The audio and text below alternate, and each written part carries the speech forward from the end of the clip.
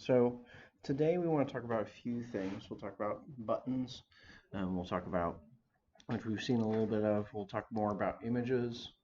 We're going to look at not only how do you add images to your buttons, add icons to your buttons, also how do you make images that are buttons, right? We're also in there, I might mention briefly, there is the image view control there to just display images, which we haven't really used yet. I think we'll touch on that in a later lesson because that kind of bears a little bit more discussion. We'll talk a little bit about the FAB or the floating action button, which we get with the basic template, if you remember back from a few lessons ago. And then we'll also briefly kind of glance over gestures.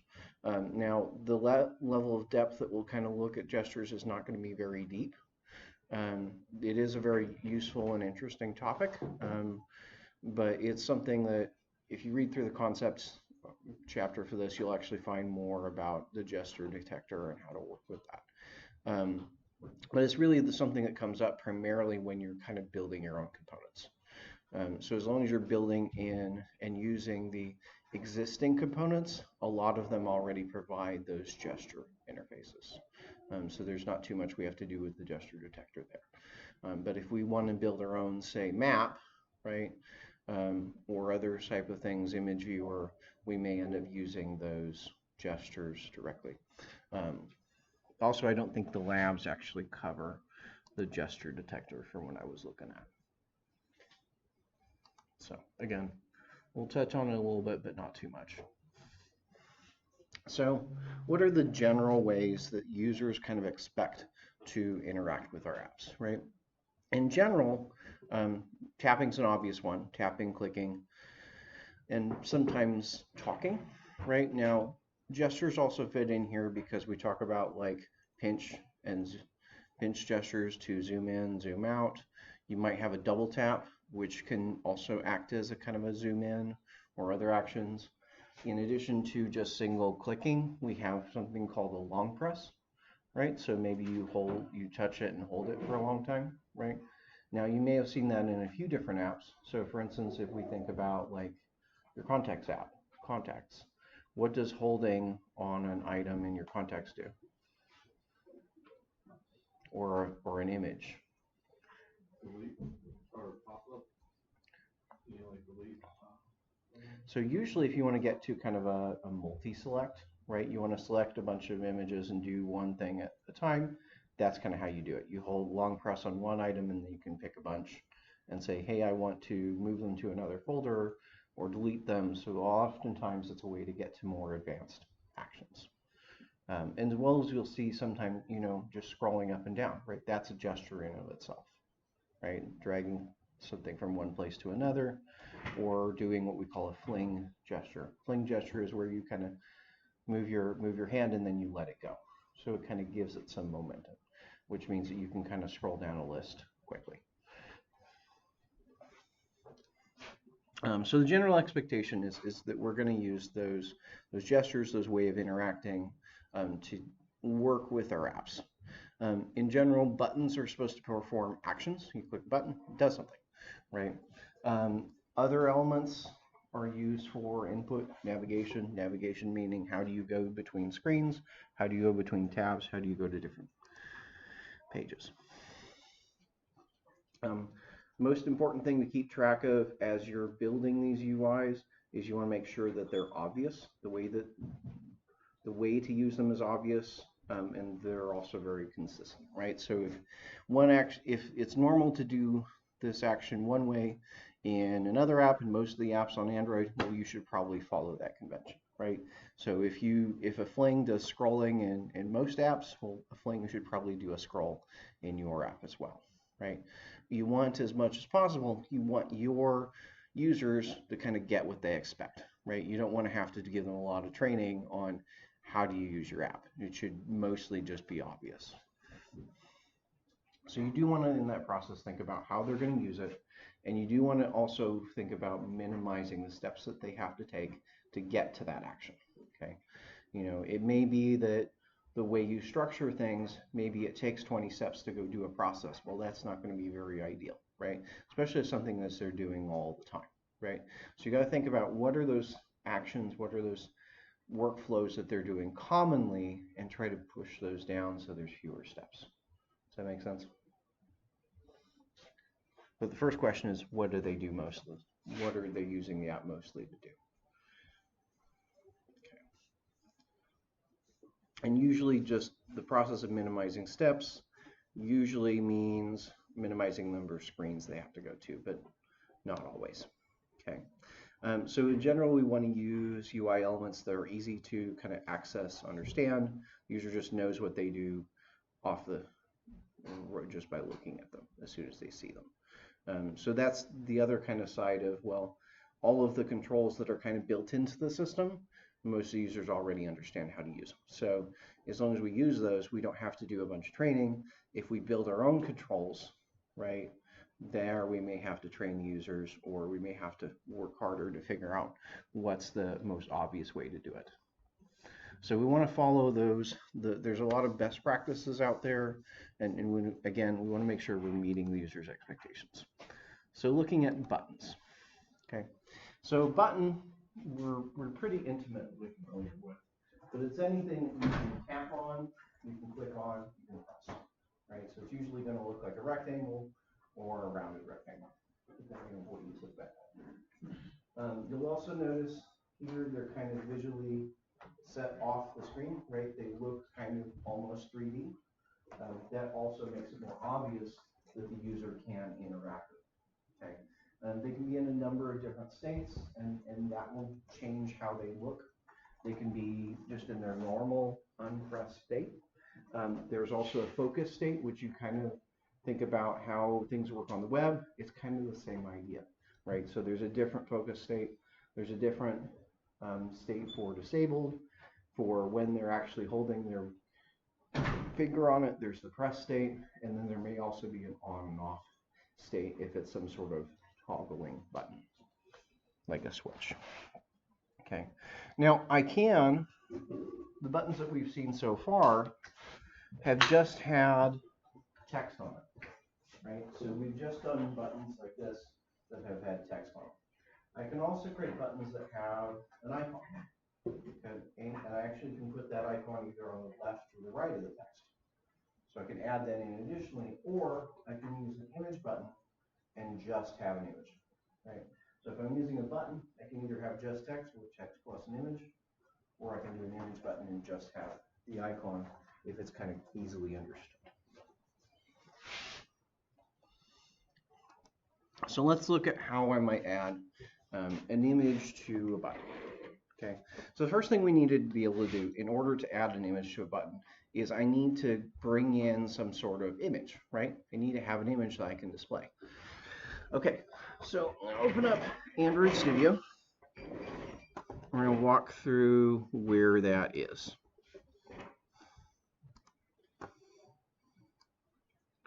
So I've got the login screen app open. That's where I'm looking.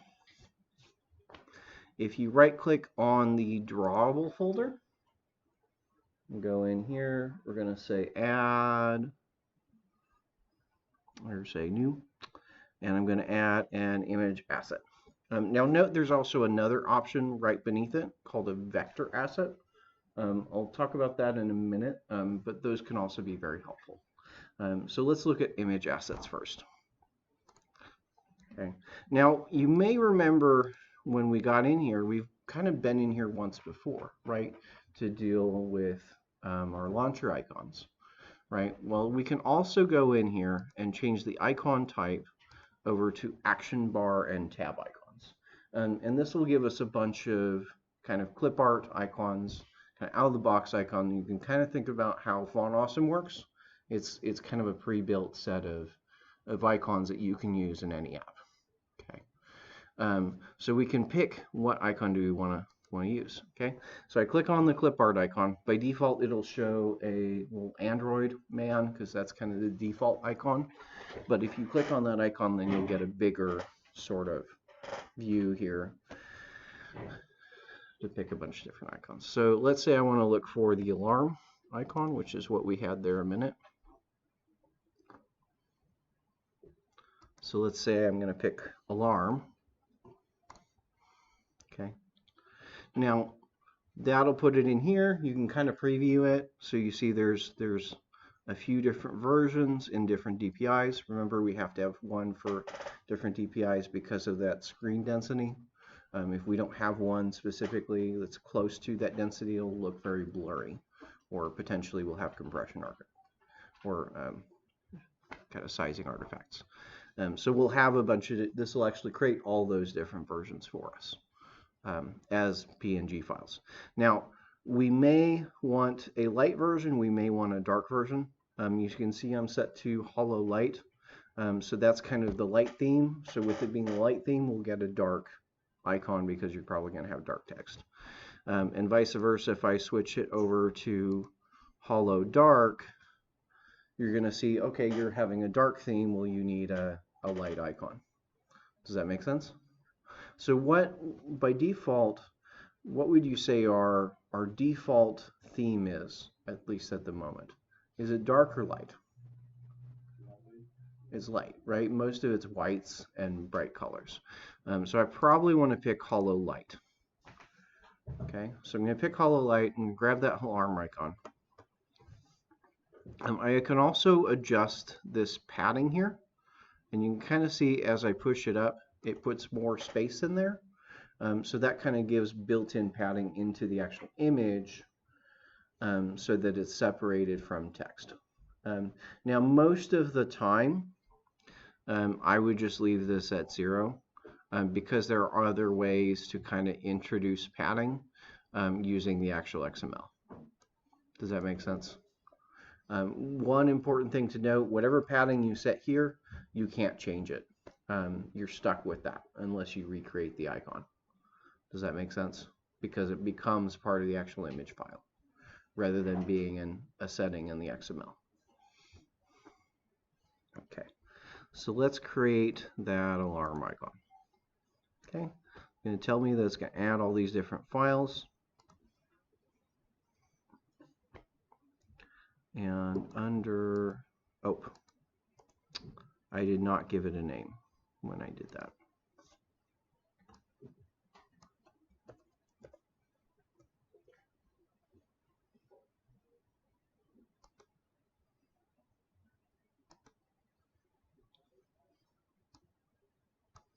I want to call that IC alarm, not IC add.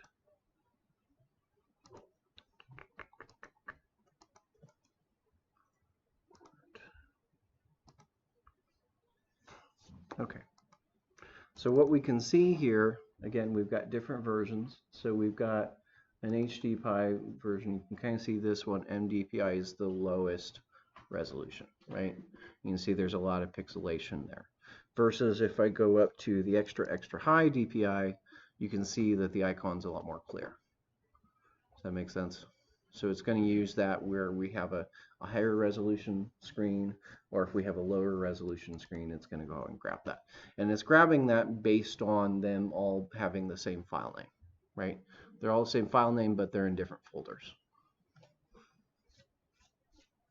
We also might see in here that there's an XML file, right? Now there's a preview of the XML file. It looks really high resolution, doesn't it? You see that? And it's listed as any DPI. Okay, so the thing to know with newer devices, they can actually support basically SVG files. You familiar with those? SVG files? How are they different than, say, a PNG file?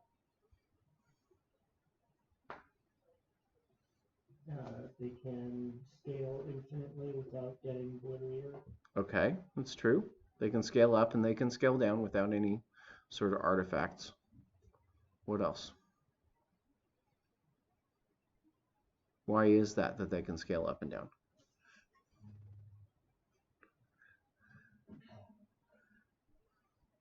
What really makes them different?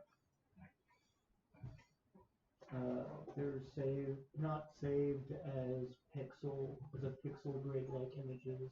Yep, we call those raster images. right? So anytime we've got a raster image, we're saying at pixel 3, 4, right, here's the color of that pixel, right?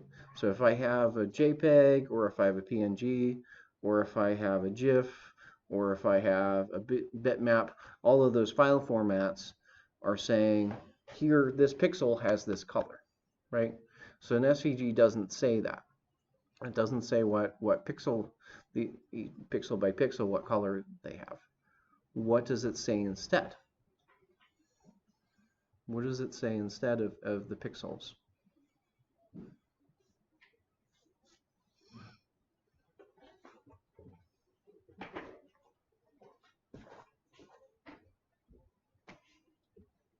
Okay, so let's say I have an easy 4x4 image,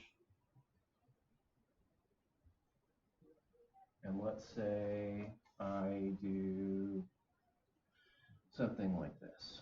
So I'm going to fill in the inside 4, right?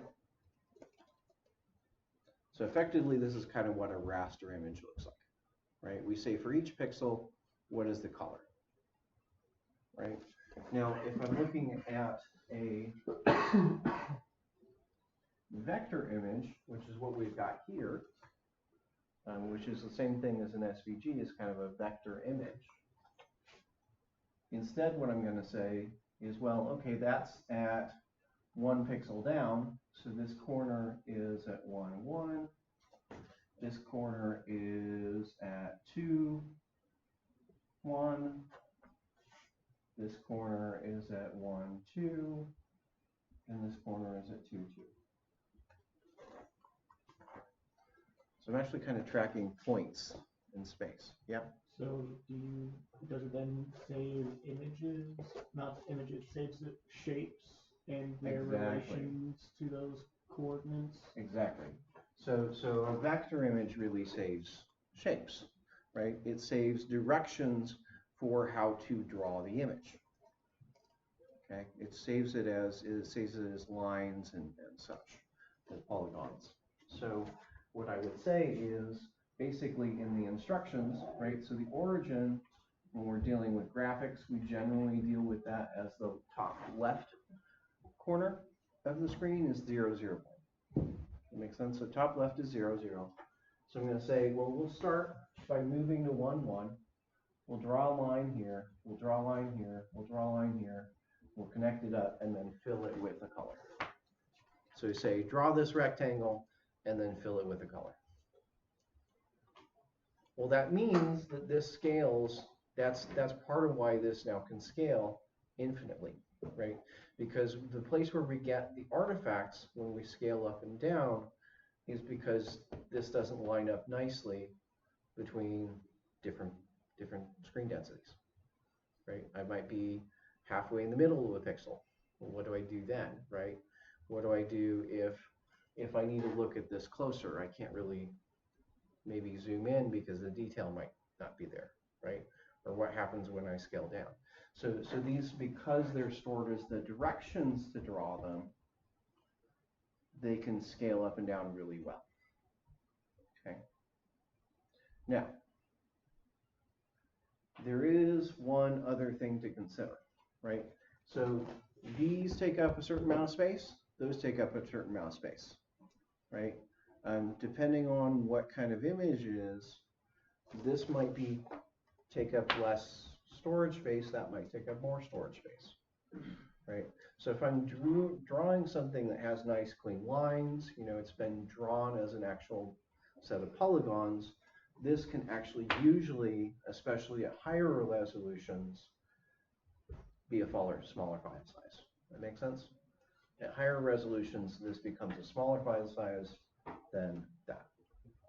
Now, at lower resolutions, it's usually the reverse, right? If I have a very low resolution screen, I don't have very many pixels, it's usually easier to sort as a raster image. But if I'm looking at it, let's say I want to blow this image, this rectangle, up to 1080p, right? Well, now that 1080p rectangle is not 4 pixels, it's 4 million pixels, right? But this doesn't change size. Does that make sense? The bigger the image the bigger the raster image is, the more space it takes. But vector images don't really change based on the density as far as how much memory they require. Does that make sense? The other thing to consider is how fast is it to draw that versus how fast is it to draw that. So who thinks, at least at a low density, which one's the easiest to draw? So hands up for the raster image at low density. Hands up for the vector image at low density. Okay, so everybody pick a side. Low density, which one's faster? Again, raster. I only see a few hands up. Ben, Essen, Brandon. Huh? Okay, so Brandon, which side? Okay, so let's say I scale down all the way down to here. It's actually going to be quicker at a low density to draw it this way because there's not going to be very many pixels. So I can basically just copy. I can take it from disk or memory and directly display it to screen. I just have to copy the pixels because the way I'm outputting it, remember, is as a raster image, right? When I actually display it to the screen is as a raster image. So low sizes, this is easy. What about for big images? Let's say I've got a 1080p image. Does that still hold? Which one's quicker to draw? Huh? The vector, right? So the larger your screen is, the larger your image is, these always get better the bigger they get. Guessing that's because the size doesn't really influence the speed it's drawn at. Right. It doesn't, the size of this doesn't really influence the speed, nor does it influence how much memory you need. Because I always need a constant amount of memory for this, right? Versus we were talking about big O, right? This scales based on the size of your screen, right? This is basically constant. So if it was twice as big, then wouldn't it take 4 times longer, I think? Yeah, you're right.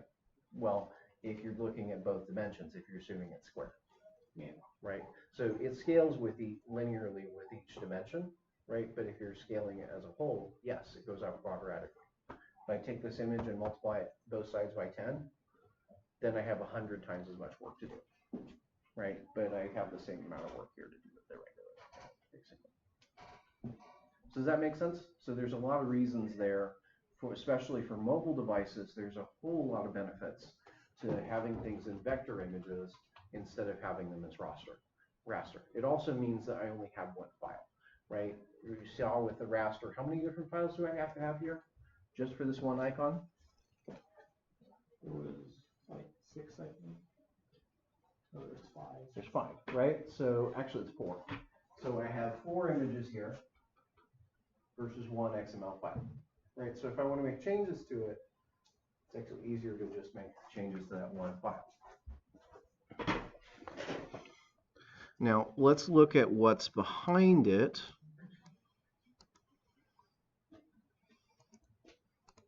I think I'm not seeing the code option.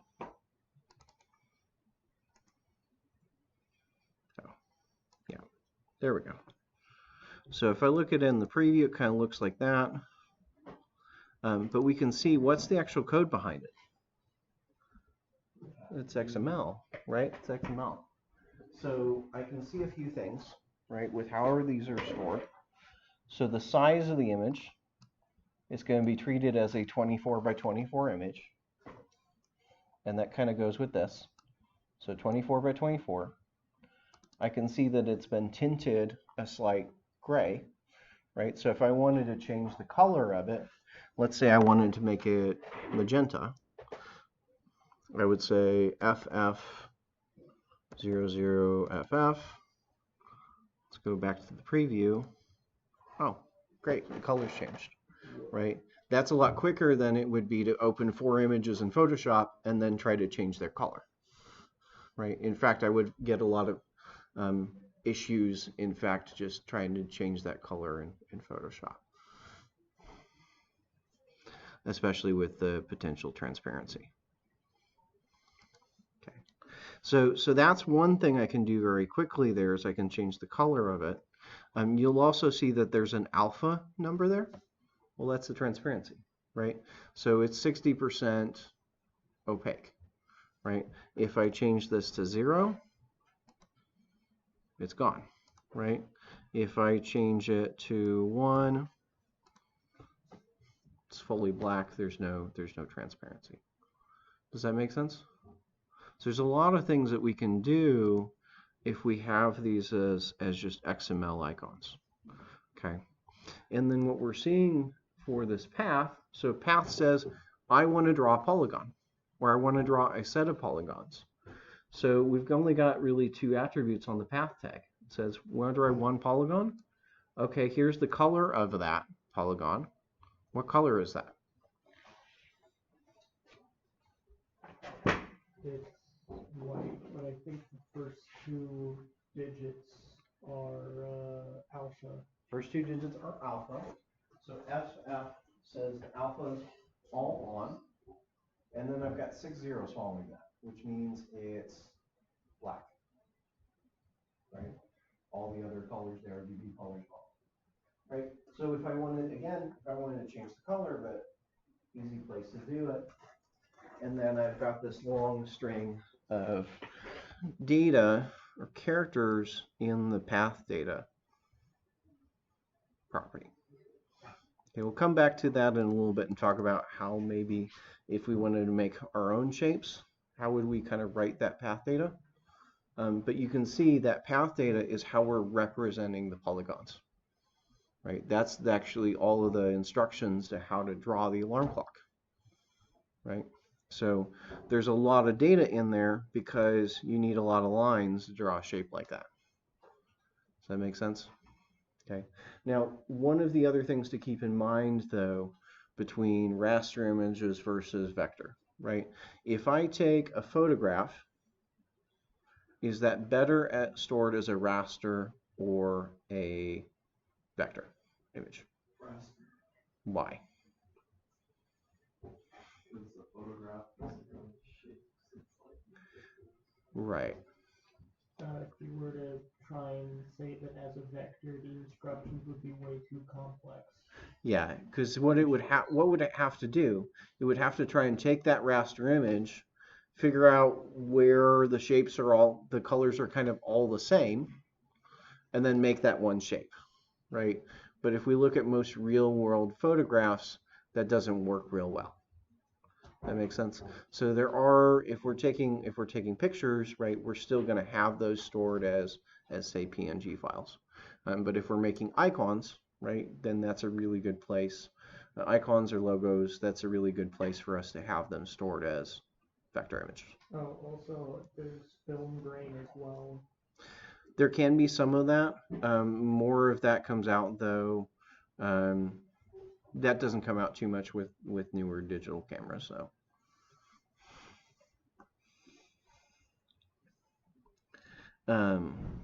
And that's usually not something we necessarily want to preserve anyway. So. But same if you're getting it directly from a camera. Yeah. Yeah. There's a lot of issues there, and usually I think there are some tools out there at least to try to do that. But usually you end up making something that's much more complicated, and it may, in fact, take a lot more space than what the vector image took originally, just to do the same thing. Okay, so we've got an icon. We've got that icon. I want to go back to the layout. I've actually created another, oh yeah, no, back to the main screen here. I want to kind of look at how you would set up a button. Let me change the color of this real quick. So the color of this,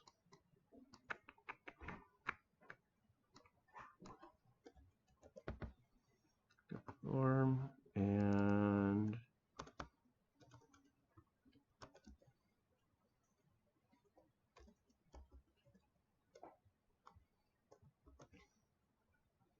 let me just pull that up.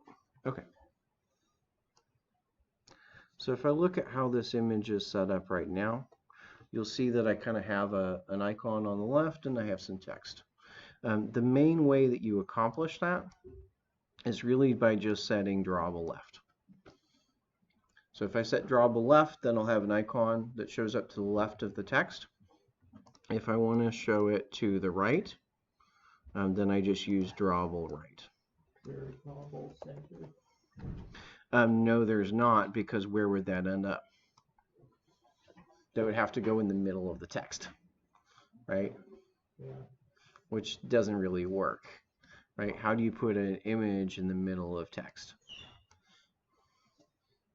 Probably overlap it on top of or under it.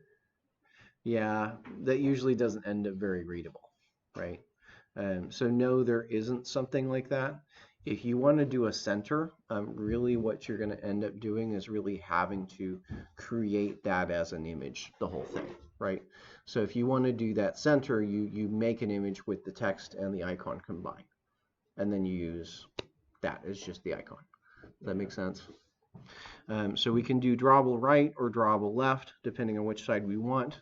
We can also set the drawable padding here. So the drawable padding will give us a little bit of space between the icon and the text. So if I set that 0, you can see it's right next to each other. I set that to 10, and it gives a little bit of space between the icon and the text. Makes it a lot more readable. Another thing you may want to do in there is set the padding on the actual button. And that will put padding around the edges, which usually is kind of necessary to make the icon and the text together look well. Does that make sense? So those are the things you want to look at. Any other questions here? So that's how we set up an icon there. Now, I can also, if I want, I can use an image as my background. So there's a few different ways to set up the background on a button. So when we look into the attributes, first and foremost, we'll see 2 different fields, right? So you can see the background field here, right? That background field is the same one that every view has a background field. But you'll also see this additional background tint, which only buttons have. And in fact, it's only available on newer versions of it. Okay? So the tint kind of applies a color on top of the existing colors. Okay? But it does behave differently, right? So the tint is actually multiplied by the color that's there. Does that make sense? There is an important distinction between the two, and let's look at that real quick. So let's say I run this just as is. I haven't set either of the background color or the background tint.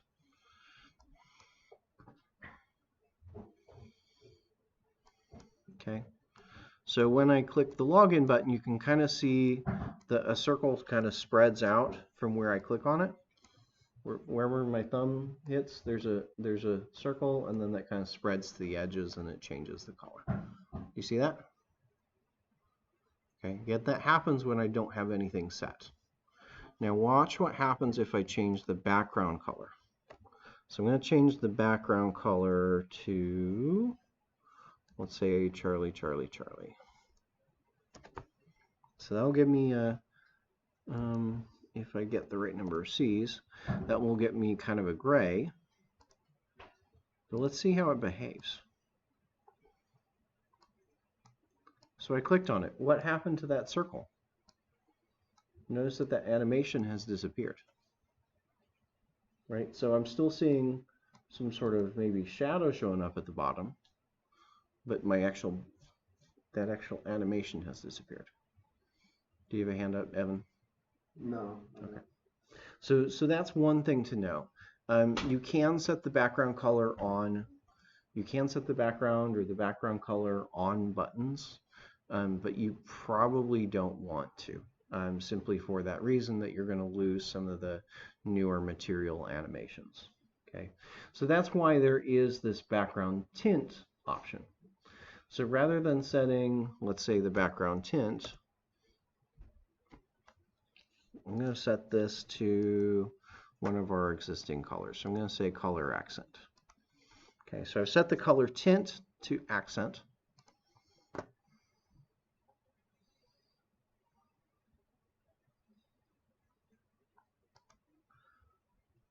It shows up purple, but the animation, if you look close enough, still is there. Does that make sense? You may have to look at it on your own screen so you can see it, because it's really hard to see on that projector. But there is still an animation that exists on that. Now let me set it to a much lighter color to maybe highlight that a little bit. 00FFFF.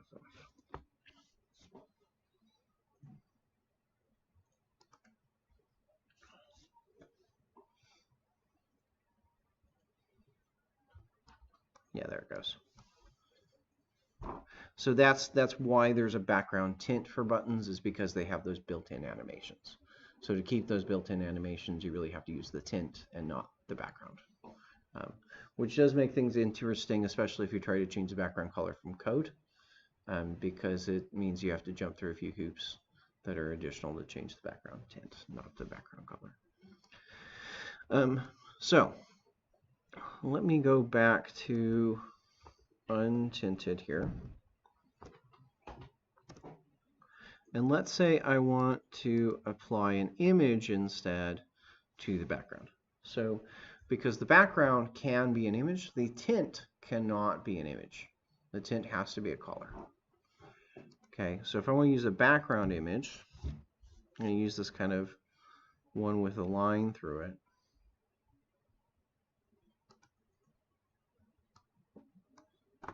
So I can do that. Right? Does that make sense? So if you have a background image that you want to use, you do have to set that as background. You can't set that as tint, but it does mean that you lose one of those animations. All good? Now, let's look at how I made that rectangle real quick, because the way I made that rectangle is through a vector asset. Now, if you want to create purely just a vector asset or a new one, similar to how we went to image, new image asset, we can go to new vector asset. So unlike how new image asset creates all those different raster images plus the XML, this only creates the XML. Okay, but other than that, it works basically the same way. You can say I want to start with this clip art, and it'll give you it out as an image. So this one I've kind of set to a checkbox. I could say IC check, hit that next.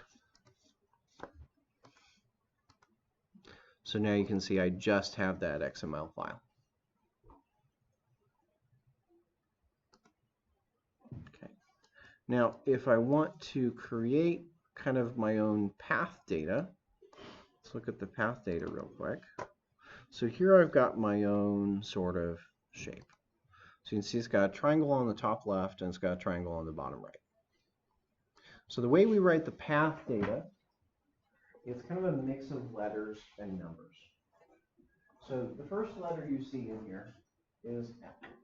You pretty much always see M as the first letter. Okay, M stands for move. Okay, so move means go to this point without drawing any lines. That make sense? Go to this point without drawing any lines. So we're going to move to 0, 0, which is the origin. So looking at this on the whiteboard, actually I'll just start, no. So I'm going to start at 0, 0, right? That's the coordinates that I put in there. So 0, 0, and then you see an L, right? L says let's draw a line. Okay, so we draw a line to the next set of coordinates, right? So the next set of coordinates are what? 24, 0. See that? So 24, 0 is going to be where? Is that going to go horizontal? Is that going to go vertical? Horizontal, because the first coordinate is the x coordinate, right? So I'm going to go over, draw a line to 24, 0. You'll notice that there's no letter, so it's still going to draw another line, right? So where's our next line to? It's 0.24, right? Which is over here.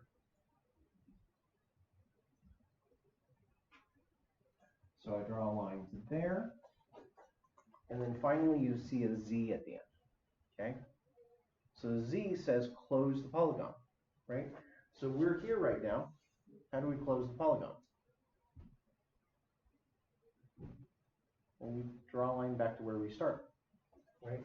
So that Z says draw a line back to where we started, and then I fill that shape in with the color that I have there, right? Which is kind of a light blue, right? And then I use a slightly darker blue and draw another triangle over here. Does that make sense? So if you want to draw these shapes yourself, basically the three things you need to know is M for move, L for line, Z for close. So there are some cases where, hey, you just need a very simple shape. Sometimes it's worth getting in and kind of twiddling with the actual vector data. That makes sense? Or sometimes you have an image that you kind of found. Maybe sometimes you need to tweak it, whether to make an animation work or for other reasons. But you can see that that kind of doesn't take up much space, right? That this whole shape, if I were to draw it out actually using a raster image, would take up quite a bit more space to represent just that, just those two triangles.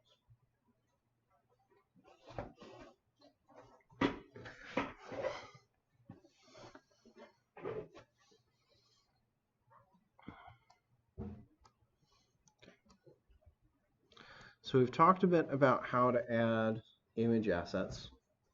And again, the easiest thing to kind of start with is just those icons that they're built in. Okay. And we saw how to add those icons in. You're going to use the drawable left, drawable right, and the drawable padding to add those icons. As we've seen previously, if you want to register code to occur when you click on the button, we're going to put that into onClick. That's one way to do it.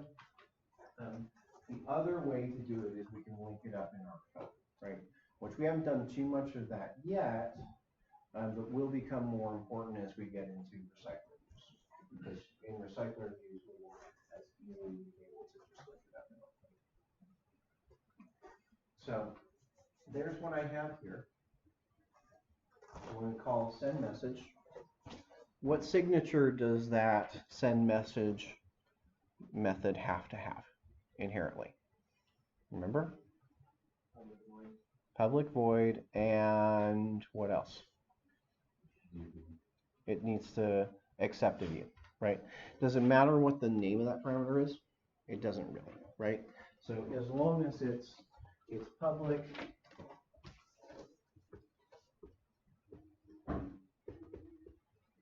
takes a void, can have whatever name we want, and it takes a view object. What we actually name that parameter doesn't matter.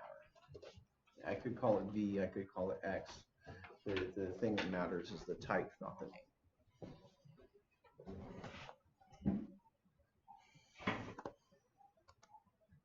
Okay. I can also go back into the code and hook it up this way. So I can say set onClick listener, new view, onClick listener, onClick, yeah. Okay. I want to review a little bit on this here because when we deal with other events and other types of controls, we're going to have to do it in code, right? So onClick is one of the few ones that you can actually do through the XML. Most of the other events, you do have to do through code. Okay, does that make sense? Any other code, let's say I want to have a keyboard event, a lot of those things have to be hooked up in the code. So that's where you want to remember how to do this. Now, did I at some point mention that there was a quick and easier way to do this for at least for listeners only have one method? Remember? We talked about in Java back in the first 2 weeks we talked about, hey, if I've got these interfaces that just have one method, I can write it as a lambda, right? So this is an interface that only has one method, so I can use a lambda. Which means I can actually shorten the code down to that. I can say, here's a lambda, here's a function that takes a view, and then it does some work with it. Okay. Now, if you just put this code in directly into Android Studio, it's going to complain at you. Because this is not, it wasn't in Java 5. It wasn't in Java 6, right? So it was introduced in a later version of Java, right? It was introduced, if I remember right, in Java 7. So to get access to those features, which we can't actually go all the way up to Java 8, we have to do something in Android Studio. Okay, so I'm going to go over to here.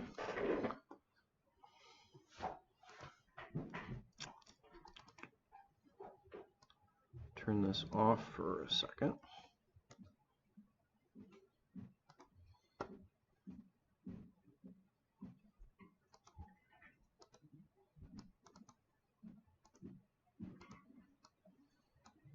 So if I put the code in here,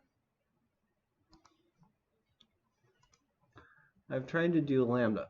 Well, look at the error that it gives me. So lambda expressions are not supported at language 7. So if you just try to write a lambda in there without changing any settings to the project, that's what you're going to see. Okay? So you can't do this because I don't support lambdas. Right? So any guesses as to where I need to go to enable that support? Gradle. Okay? You're both right. So you can do it either way. You're both right. So if I want to do it through the project settings, I'm going to go that way first.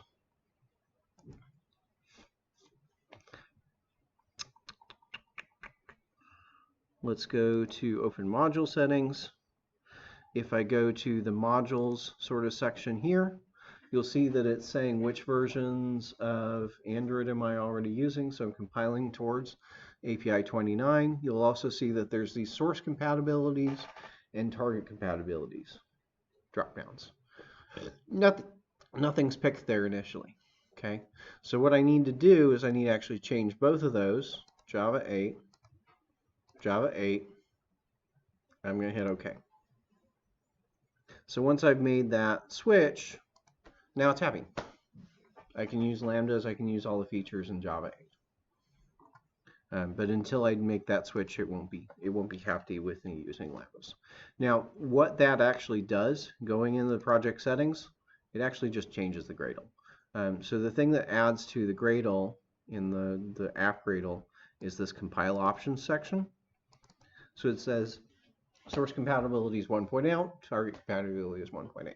So you can either directly go change the Gradle file, or you can go through that project settings. They both end up changing the Gradle. Does that make sense? So where did you do the first setting? So I went to right click on the project, and I went down to Open Module Settings. So either way, you can do that.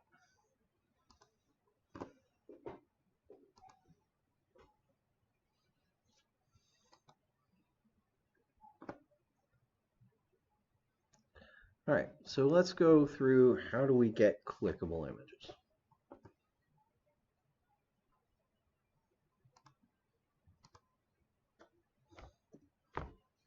So if I want to show an image in Android, well, the control I use is image view.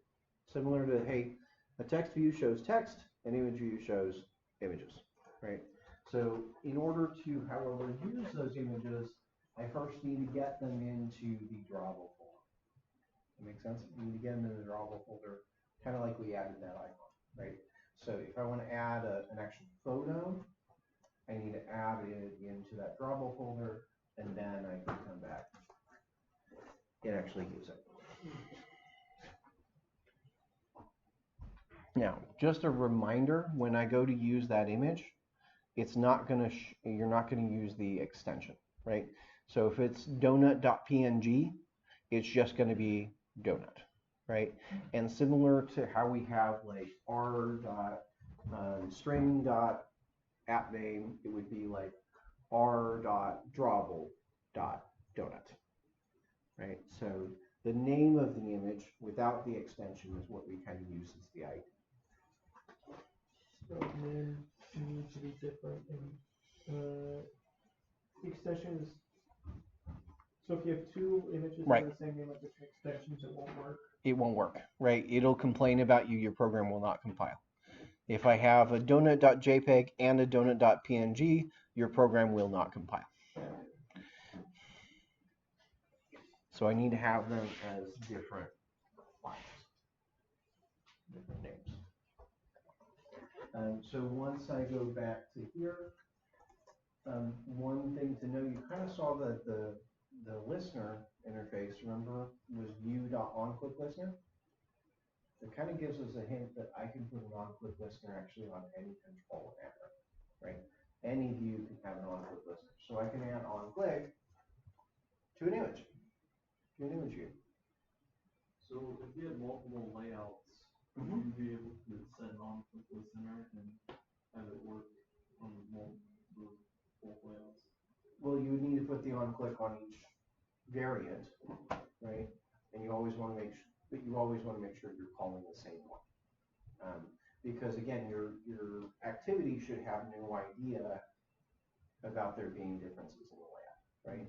So you shouldn't have, okay, the portrait one calls on-click portrait and the landscape one calls on-click landscape, right? You're kind of defeating the whole purpose of the separation of the two. Does that make sense? Even though you technically can call two different methods between portrait and landscape, you really never should.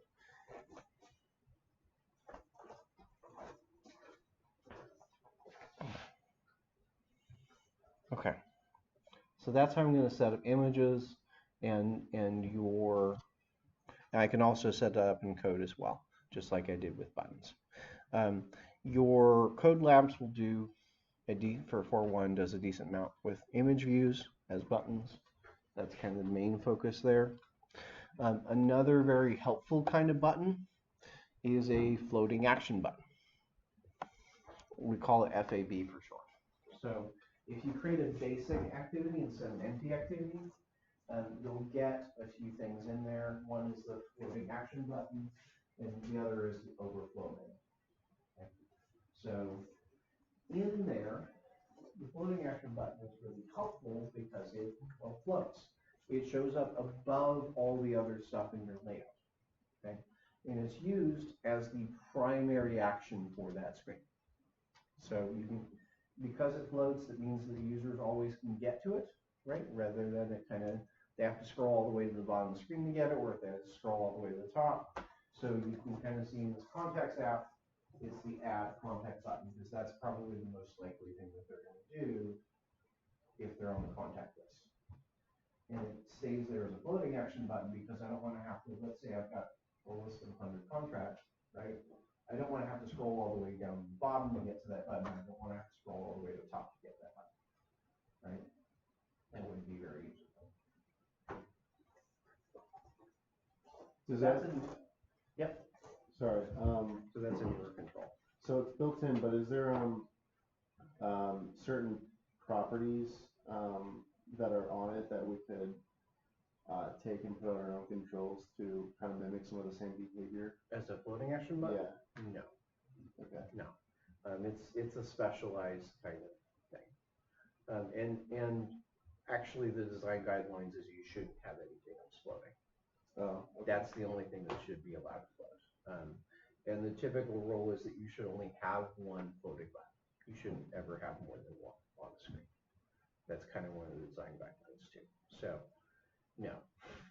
Okay. You don't want to have anything more than just a floating action button, and that one floating action button should have an acceptable behavior. Now, the other thing to know with the FABs, they don't actually allow you to display text, at least as I understand it. They only display an icon. And so that icon's typically 56 dp by 56 dp, which is a little bit bigger than what most icons are. It's intentional because they want it to kind of stand out, right?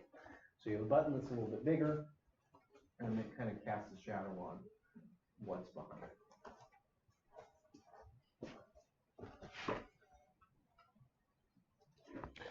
As far as putting that in, it's relatively not too different from other controls. You'll see it's kind of a floating action button, ID, layout.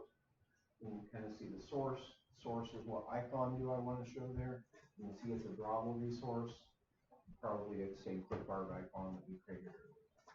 Now, notice it says Android support design that widget, that floating action button. What do I know about, what does that tell me about the floating action button? Just that first series of dots and such. What is that? It's a widget. Okay, well, everything in the XML is a widget, right? Well, what does that tell me? It's in a different namespace. It's in a different namespace, right? It's not in the default, it's not built into Android. Okay. You had a hand up? I was going to say it was a different package. It's a different package.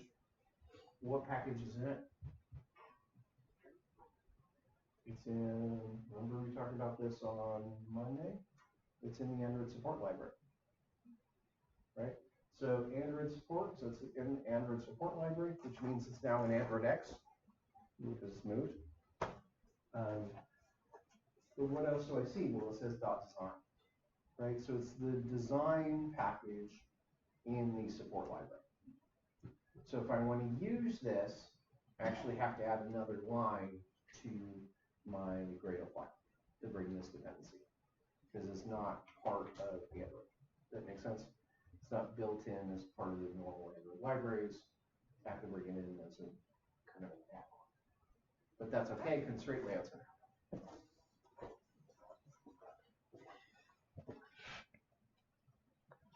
So by default, they'll be 56 by 56.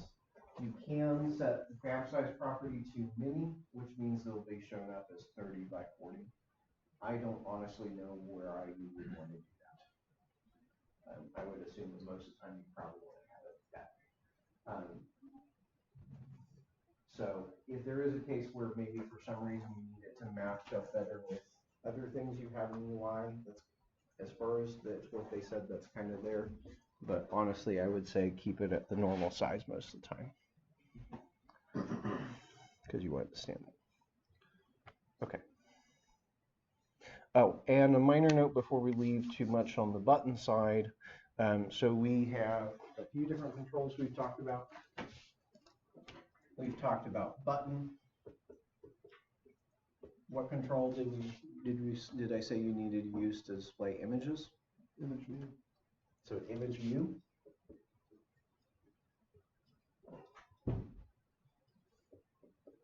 Okay. And then we just talked about the FAB, the floating action button. There's also a control called an image button. So an image button is a button that doesn't have text. Does that make sense? So a button can have text and typically should have text on it. An image button cannot have text. So if I just want an icon and no text, that's what I'm going to use. Now, other common gestures. There's a lot of gestures that you can use in Android. Okay. So the first and foremost, we talked about tapping. We talked about clicking. There's also long presses, which again is you kind of hold it and wait for a bit. Hold it for a longer time, usually 1 to 3 seconds. There's also a double tap, tap, tap. You don't see that as much as maybe you're familiar with Windows, but it is there. We can do it. We've also got the fling maneuver, which is you, like I was saying earlier, you swipe your finger and you let go. You kind of give it, it kind of gives it momentum. So it kind of will track how quickly you moved your finger and then continue kind of running in that speed and slow down. Kind of using some friction to slow down. We also have a drag maneuver, which is you're on the screen and I kind of go from here to there and then let go. The difference there being between fling and drag, when I do drag, I stop with no kind of velocity, right? I take my finger off when I'm not moving versus when a fling, I go and I take it off when I'm still moving. Does that make sense? So you're kind of giving it momentum. Scroll we've seen is relatively obvious. Pinch you've got that goes in two ways. You can go in usually to make something bigger, or sorry, to make something smaller, and then out to make it larger. So all of those behaviors, typically you actually don't get through just a normal event, right? So I can't get those through just one single event and track those gestures. They're kind of an aggregation of a series of events. Does that make sense? They're not just one particular event by itself. So to track those things, we have to listen for the on-touch event. Okay, the on-touch event sends us something called a motion behavior. Motion event. That motion event includes what fingers are currently on the screen, where they are at, because it can support more than one finger. So it'll give you points for each of those fingers, and they each get an ID. So it'll tell you, for instance, when they get, there's a down event for when they get put on the screen, there's an up event when you take them off the screen, and then there's kind of move events in between, right? So if you need to get really low level and handle some of those events, you can just handle the touch event and then deal with the logic yourself. But more often than not, you'll want to kind of use the built-in behavior to detect gestures, okay? And the way you do that is using the gesture detector class. Now, there is a compatibility class, gesture detect compat, which makes it work better, which makes it available on older versions of Android that didn't have a gesture detector class. It also does some things with compatibility in the sense that the formulas have changed. So the formulas for how the math behind that works, especially for some of the pinch actions and such, those used to be done one way in older versions of Android, but are calculated a different way in newer versions of Android. So if you use the gesture detector cat, you'll always get the same newer calculations regardless of what device you're running. Does that make sense? So that's why that's a little bit, there's quite a bit more of the gesture detector cat than most of the normal compatibility classes. There's a lot more code there.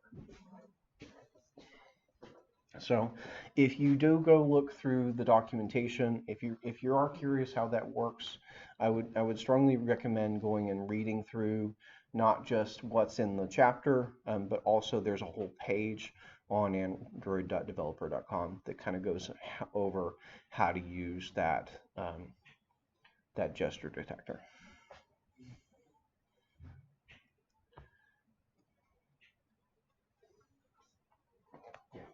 So, but it generally falls into kind of two steps. So the first is to gather the data. So we handle the on-touch event and kind of update the state of everything every time we get a touch event. And then at some point we need to interpret that data and say, okay, now something's happened. I've seen enough events to say, okay, this is the gesture that the user is currently doing. Does that make sense? At which point we'll actually do the work that they ask, do the action that they ask us to do. So let me follow this link real quick here.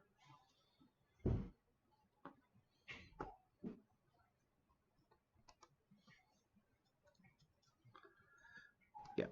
So if you follow the link on that page, you'll get to this detect common gestures. That will kind of take you in detail of how to do that. If you're ever interested on how to do those and on how to work with gestures. Because it does come up. It is something that I had to use for a few things. I was kind of mentioning the carousel the other day, that the carousel is one of those cases where I had to use a gesture detector to do the fling. So those things do come up. The other page I want to look at, though, and this is the one that I kind of want you to pay at least more attention to right now, is there's a material IO page which gives us kind of guidelines of how to do material design. The general underlying principle of material design is that the controls and things and widgets that we have in our apps should, as close as possible, reflect physical objects, right? So however you would expect a physical object to work, our UIs should kind of work that way, or they should look that way, right? So if something's supposed to be, if something looks higher, right, looks physically higher, raised, well, that means it's some sort of button or it's something I can interact with, et cetera, et cetera. Okay. So that plays a lot into how we deal with gestures. So there's kind of three guiding principles to dealing with gestures in the material design philosophy. So first of all, the important thing to know is all these gestures shouldn't be necessarily the primary or only way to do the action. And you always want to give the user another way, wherever possible, to do the action. Say, click a button, or push a button, or push one of the hardware keys on their phone or tablet or keyboard or whatever. So it shouldn't be necessarily the only way to do that action, is the typical rule of thumb. Okay? Because sometimes they may not be obvious that they are even there. A lot of users may not know that those gestures are even available. So we need to make sure that they're an alternative, right? There may be an easier way to do the same thing, but not their only way. Okay. Ease of use is really important, especially in the terms of paying attention to how precise the user has to be, right? We don't want to be very, very, very specific, because when we're dealing with the user moving their fingers around and such, there's a lot of error in the system, right? We don't want to assume that, okay, this has to be perfectly up and down or left and right, because, well, what happens if the user's got their device turned a little bit, or they're looking at it crooked, or yada yada, all sorts of things? What if the device is manufactured and there's a little bit of tilt already built into the device, right? So there's a lot of ways that your system may not be exactly straight up and down, straight left and right. We want to let the user do all these actions with maybe on a slant and such. We also want to give them kind of tactile control, in the sense that as they move it, it really needs to scale kind of very much proportionally to how they move, right? So if I take my fingers and I do a zoom, what that means is my fingers kind of need to stay on the same point in space, or the same point in the image or the map where they were when they started, right? Does that make sense? Again, you're trying to make it work kind of like you would expect a real world object to work, as if you were actually holding it. So if we're looking here, there's a bunch of these GIFs that are worth looking at, that they kind of show some examples of how you might set this up. Right? So first of all, here's kind of them doing a swipe and a fling and a drag. Right? So you see they swipe it, it goes the direction that they expect, and it goes at the speed that they swipe left or right. That make sense? So it goes with that. That's what you want to do. But let's look at what happens here. This is the thing you don't want to do.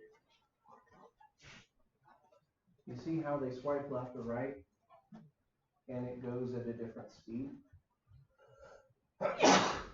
It doesn't follow exactly with where their finger is. If you watch the circle, right, it doesn't feel tactile.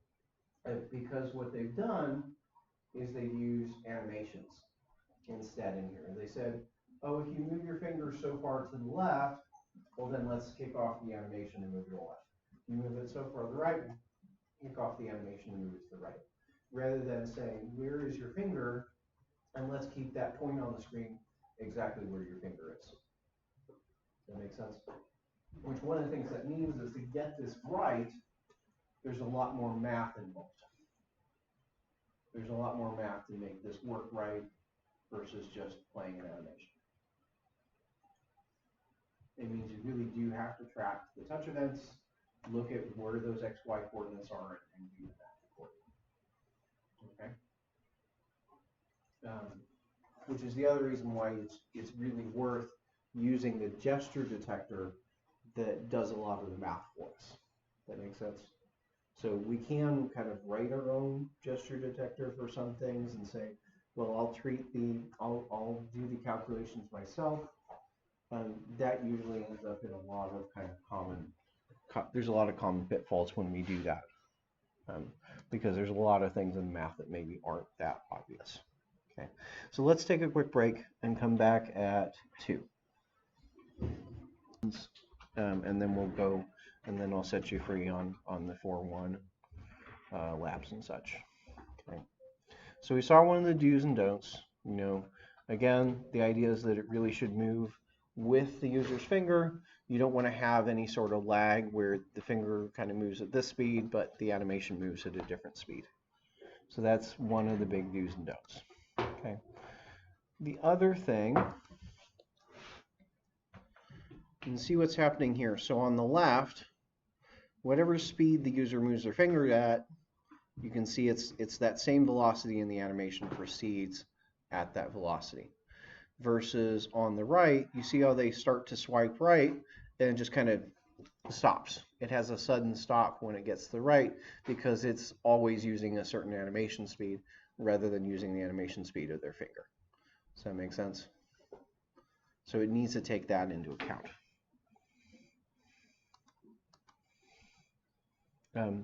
When there's gesture available, you always want to make sure the user knows that. So for instance, with the calculator app, you can see that there's this green bar that's there that makes it obvious to the user that they can kind of slightly draw it. Or remember alternatives, they can tap on the draw, right? They don't necessarily have to swipe. That's the other way to get it out. So similarly here, you've got this kind of description that shows up, and there's a little arrow to indicate that that's there. Does that make sense? So that's another important thing you want to make sure you do, is indicate to the user that there's something that they can do.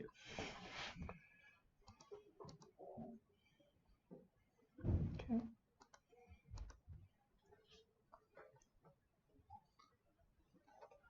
Another useful deal in here is to kind of animate them to see that something's going to happen. So if you look in Gmail, you know, if you swipe right, it'll kind of delete it.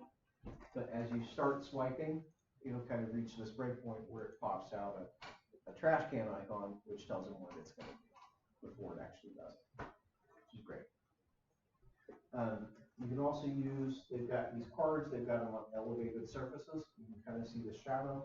That also gives them a hint that those kind of things are happening. So that's where we'd use the card view to do things like that.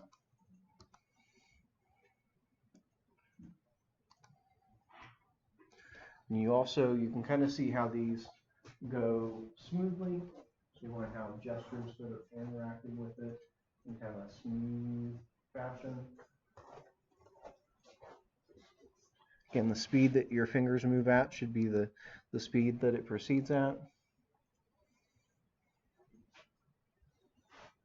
You can see how they've done a tap to expand that image, and then you can kind of drag it and you can see that it's going to go back. As they drag it down, it kind of shrinks a little bit, so that it gives them a hint as to what it's going to do.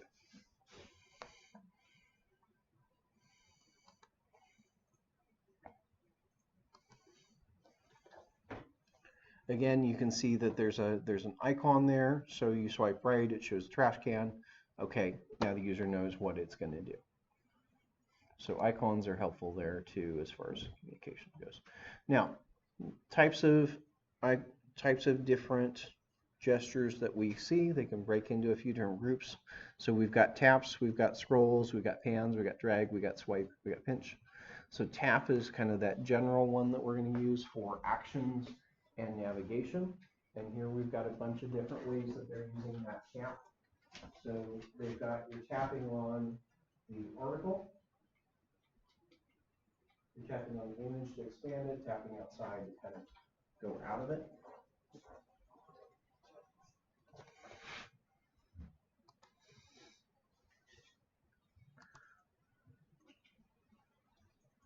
Scrolling through an image, list of images. And you can see that the whole animation that they do, it's smoothed out and it corresponds to where their finger is, right? So there's never a case where they move their finger 10 pixels down, but the screen moves 20 pixels or 5 pixels. It always moves exactly the distance that their finger actually moved.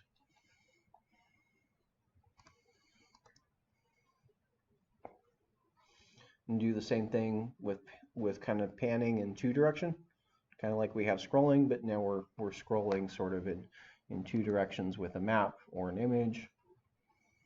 You can see drags in here. Google Maps, like you're kind of familiar with, just dragging things up and down. So that's a common one that we see there.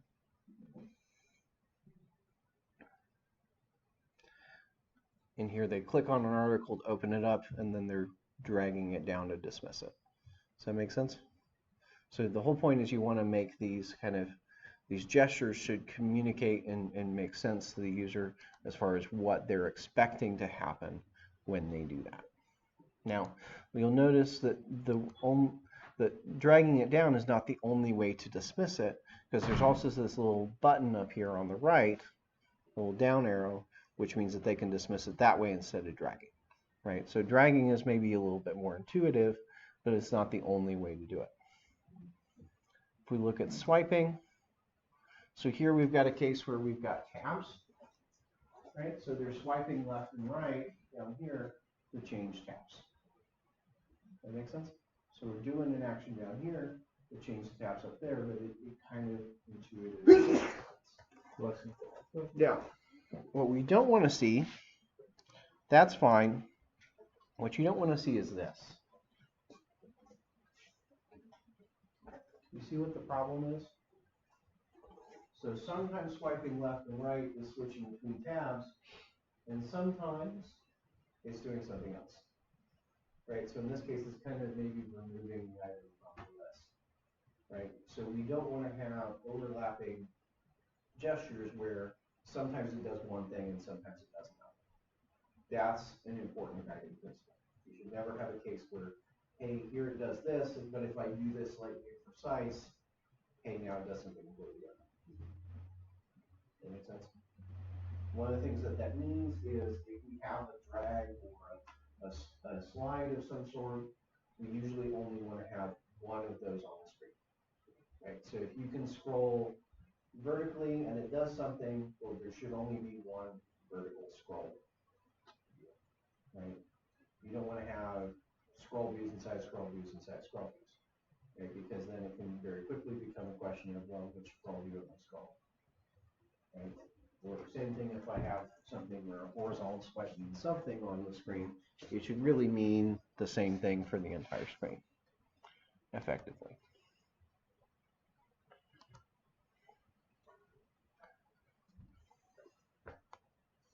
You can see there how they've kind of hinted on the idea that the pinch gesture works is what it's going to do by it's kind of popped out part of the way when they start the gesture, and then it goes the whole way as they continue the gesture until there's some sort of breakpoint where it snaps in or out.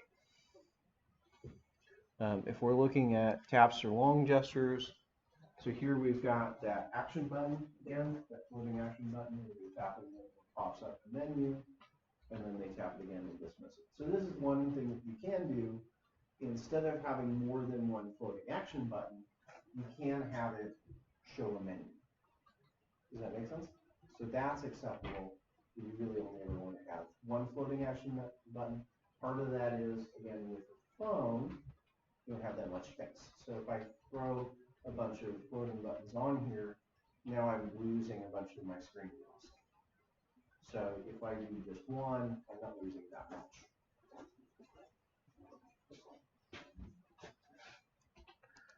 We talked about long presses. This is kind of where that might look. See, so they tap on the icon, wait a few seconds, and you can see how the action bar changes, right? So it shows that this item is selected. It kind of looks like I could select more than one. It's showing the user when that flips over. We can look at how the action bar changes.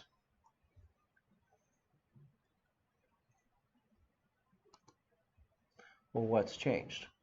Well, first of all, there's a count for the number of things that the user selected. But we also have some additional actions over here. So we could say, hey, I want to flag this contact, or I want to delete all the contacts I've selected, or such.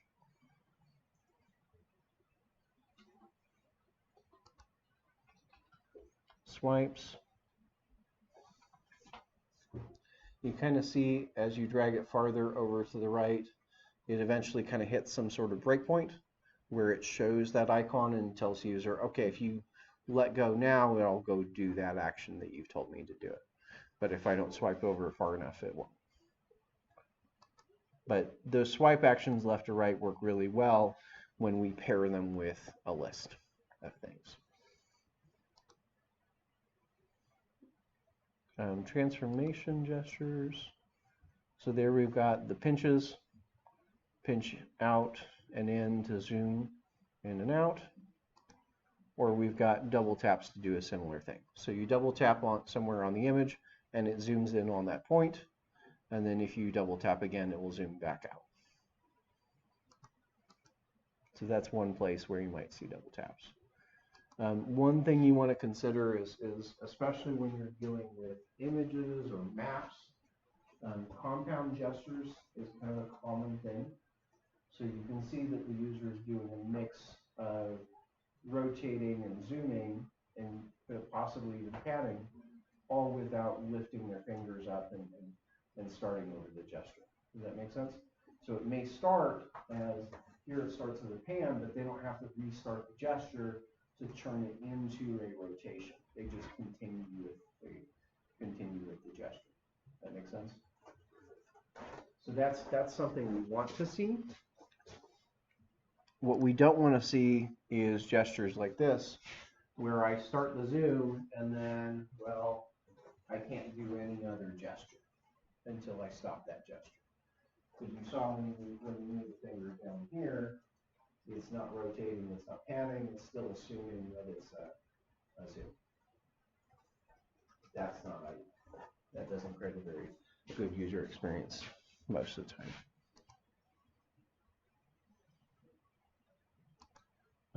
Dragging, here they're you see they're doing a long press to initiate it, and then we're moving it around, right? So you may see things like that on like your home screen. That's typically how you move icons around. You kind of long press it, and then you can move it to where you want that icon to be. So that's kind of an overview of how to use some of those gestures, what they actually look like as far as the users using them. Any questions with that?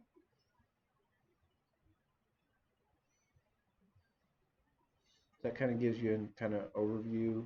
Maybe start thinking about how those gestures work and how you might integrate that with an app in the kind of the foreseeable future. Because that can make those gestures can make a very big difference in terms of how your app feels. Does it feel like something that the user wants to use, or does it feel like something that's clunky? Okay. So there's some additional reading on there that you can go through because there's a lot of additional reading on this stuff. Tomorrow we'll talk more about controls, some of the additional controls that are in Android. But for today, I want you to finish up with the code labs for 4.1, and then we'll start on 4.2 tomorrow.